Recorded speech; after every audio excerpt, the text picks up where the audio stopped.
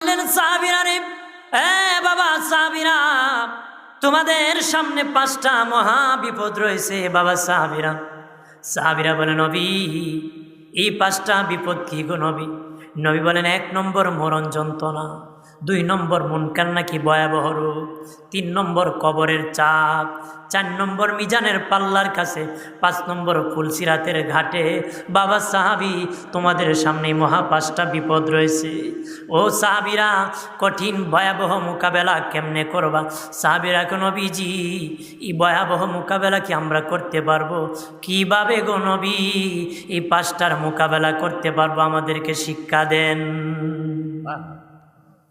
আমরা তো মনে হয় এই 5টা ফারিয়া জান্নাতে বিতে আছে। মাতুন নেই কথা বলেন, আমরা সিলেটি ভাষা কর মাতো না ভাষা কি কর মাতোবা কথা বলেন।